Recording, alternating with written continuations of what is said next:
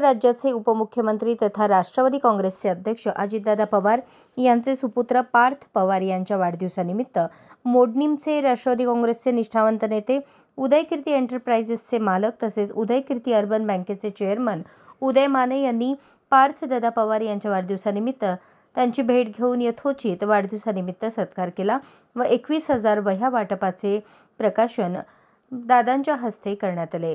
यावेळी सोबत राष्ट्रवादी युवक प्रदेशाध्यक्ष सूरज चव्हाण, नवी मुंबई कार्याध्यक्ष कांबळे, प्रमोद जाधव उपस्थित होते। पुढे पार्थ पवार यांच्या वाढदिवसानिमित्त उदय माने यांच्या आयोजनातून सोलापूर जिल्हाभर त्यांचा वाढदिवस विविध उपक्रमांनी साजरा होणार आहे। यामध्ये मंगळवार दिनांक 25 मार्च रोजी भव्य रांगोळी स्पर्धा खुला गट असून या स्पर्धेची वेळ सकाळी 11 ते दुपारी 3 पर्यंत असणार आहे। स्पर्धेसाठी प्रथम बक्षीस सोन्याची नथ, द्वितीय पैठणी साडी, तृतीय डिनर सेट बक्षीस आहे। या स्पर्धेत सहभागी होण्यासाठी तृप्ती लेंगरे 72 18 30 67 99 व भक्ती पवार 96 27 90 22 22 या नंबरवर संपर्क साधून नाव नोंदणी करून घ्यावी। तर स्पर्धेचे ठिकाण Udaykirti urban cooperative credit society limited या ठिकाणी स्पर्धा संपन्न होणार आहेत। बुधवार दिनांक 26 मार्च ते रविवार दिनांक 30 मार्च पर्यंत सोलापूर जिल्ह्यातील सर्व जिल्हा परिषद शाळेतील गरीब गरजू मुलामुलींना 21,000 वह्या वाटप कार्यक्रम होणार आहे। मंगळवार दिनांक 1 एप्रिल ते गुरुवार दिनांक 10 एप्रिल सोलापूर जिल्ह्यातील विविध वृद्धाश्रमातील वृद्धांना 21,000 ब्लँकेटचे वाटप करण्यात येणार आहे। मोडणीमचे उदय माने हे राष्ट्रवादी काँग्रेसचे 35 ते 40 वर्षांचे निष्ठावंत कार्यकर्ते असून त्यांनी आजपर्यंत पक्षाच्या मार्फत तसेच वैयक्तिक स्वखर्चातून अनेक सामाजिक उपक्रम विकास कामे राबवली आहेत।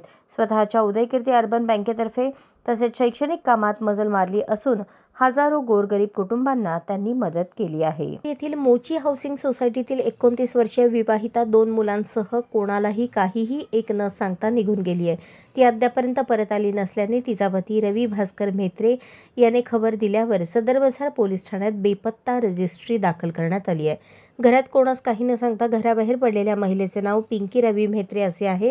तिच्या समवेत एक मुलगा आणि एक मुलगी आहे। उंची 5 फूट 3 इंच, शरीर बांधा मध्यम, रंग काळा सावळा, नाक पसरट, चेहरा गोल, अंगावर नेसण्यास पांढऱ्या रंगाचा पंजाबी ड्रेस, मराठी आणि हिंदी भाषा बोलता येतात। तिच्याजवळ मोबाईल फोन नाही असे सांगण्यात आले। या बेपत्ता महिलेसंबंधी काही माहिती उपलब्ध झाल्यास व ती आढळल्यास सदर बाजार पोलीस ठाण्यास 0217 274 46 41 या क्रमांकावर किंवा तपासी अंमलदार पोलीस हवालदार PV गायकवाड यांना कळवण्याचे आवाहन करण्यात आले आहे। सणानिमित्त पोलीस ठाणे हद्दीत अवैध धंद्यांवर कारवाई करण्याकरता पेट्रोलिंग करत असलेल्या पोलीस कर्मचाऱ्यांना मिळालेल्या गोपनीय माहितीनुसार मारुती सुझुकी कंपनीची वॅगनर कार रस्त्यात अडवून घेतलेल्या झडतीत त्या कारमध्ये सुमारे 1,10,000हून अधिक किमतीच्या विविध कंपन्यांच्या विदेशी दारूच्या बाटल्या आढळल्या। चालक सिद्धाराम राचण्णा खजुर्गी वय 45 याला ताब्यात घेण्यात आले। या छाप्यात कारसह 3,12,000 रुपये किमतीचा मुद्देमाल जप्त करण्यात आला असल्याचे पोलीस सूत्रांनी सांगितले।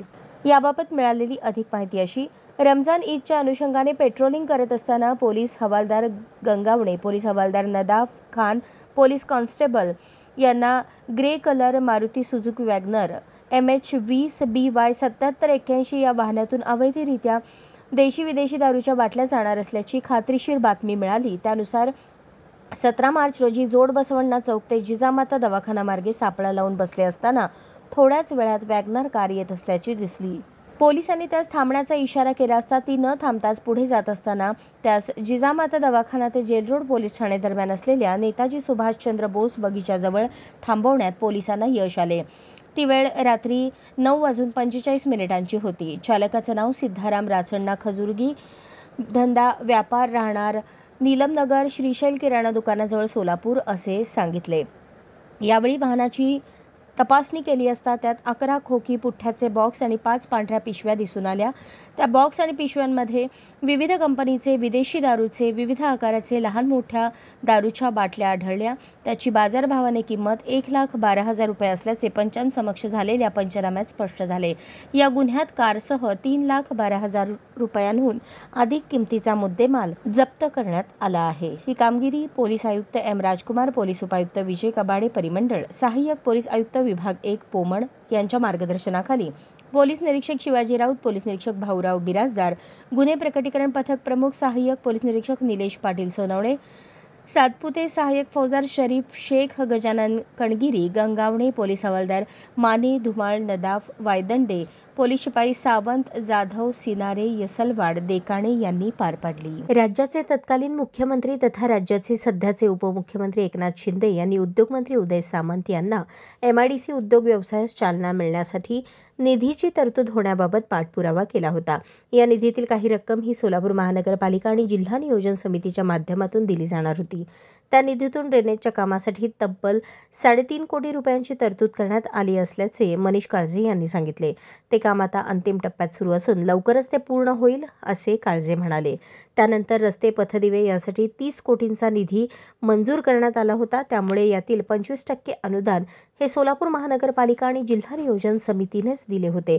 त्यामुळे येथील विकास कामांसाठी मनीष काळजे यांच्या पाठपुराव्यानंतर प्राप्त झाला आणि विकास साधला गेल्याचा दावा काळजे यांनी माध्यमांशी बोलताना केला. याच विकासाच्या मुद्द्यावरून आता राजकारण तापताना दिसत आहे. याच विकासाच्या मुद्द्यावरून सत्ताधारी आमदार श्रेय घेण्याचे काम करत असल्याचा थेट आरोप मनीष काळजे यांनी केला. याच विकास कामांसाठी आपण सातत्याने पाठपुरावा केला. त्यानंतर अक्कलकोट रोड MIDC परिसराचा कायापालट झाला असल्याचे काळजे म्हणाले. तत्कालीन मुख्यमंत्री तथा सध्याचे उपमुख्यमंत्री एकनाथ भाई शिंदे यांनाच हे पूर्ण श्रेय जाते. त्यांच्या नेतृत्वात आपण या परिसराचा विकास करू शकलो. असे असताना सध्याचे आमदार देवेंद्र कोठे कसे काय या कामाचे श्रेय घेऊ शकतात, असा संतप्त प्रश्न मनीष काळजे यांनी उपस्थित केला. यावरून आता राजकीय वर्तुळात चर्चेला उधाण आल्याचे प्रथमदर्शनी दिसून येत आहे.